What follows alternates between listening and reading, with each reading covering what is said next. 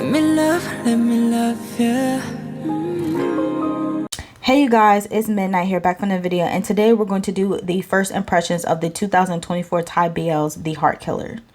Tattooist Kant works as a spy for the police. When he's tasked to investigate a pair of gunman brothers, he finds that one of them is a one-night stand he hasn't been able to forget, Bison. The two assassins own a hamburger shop.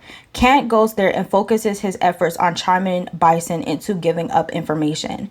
When his attempts are thwarted by Bison's scary protective older brother Fadel, he hires someone who can take him on. Going into the characters, you have Kant. He is a tattooist who is working as a spy for the police.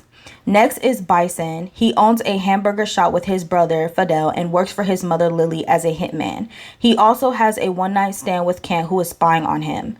Next is Fadel. He is Bison's older brother who also works alongside him at their hamburger shop. He is quite scary and overprotective of his younger brother. And last but not least is Styles. He is someone that Kant hires to take care of Bison's older brother Fadel. He is often a pain in the neck and not afraid of anything. He also works as a mechanic at his dad's shop. Going into the plot/storyline, the first thing I want to get into is the HeartKillers director JoJo. I wanted to speak on this because I thought it would be extremely important to do so as it pertains to his series. On Twitter, there were fans speaking on the fact that they thought that this series was overly sexualized along with the other shows that he has done, such as Only Friends. Also, there were fans complaining because they also couldn't watch it because they are underage as well. He responded by saying that he needed to answer this because it cracked him up. He proceeded to explain that GMM brought him on to make mature series for the network. Also, that many can expect more series for next year. There might be series of his that you might enjoy that are very sweet and romantic. However, they will still have mature content in though. My thoughts on this is that, one, if you're underage and aware that you're not supposed to be watching series like this, then you should be watching series that are age appropriate. It's not JoJo's job to make series for you when clearly his work are not age appropriate. Secondly, if you think that his series are over sexualized to the point you're comparing it to corn, then you are clearly homophobic. The LGBTQ plus community has a right to representation, along with them showcasing their intimacies with their partner just like any other couple. Also, for those that may not know by now, corn is two consensual adults having intimacy as a form of entertainment, which can be dangerous since it warps many perception of what intimacy actually looks like. On the other hand, in BLs, these actors are acting. They're not actually being intimate with one another.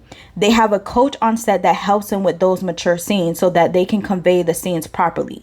Since they are not actually being intimate, they don't know how to fully convey those emotions without a coach telling them and showing them what to do. I would fully beg to differ that this is something that can be compared to corn. Regardless of what side of the fence you're on when it comes to his series, it's not your job to police him or others on what they create unless it's really concerning. Also, you're not entitled to watch every series just because everyone is talking about it.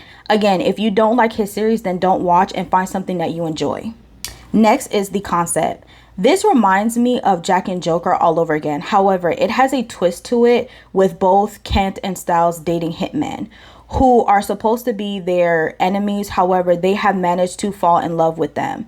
This is a good series for GMM, considering that this fits both Cow and First as well.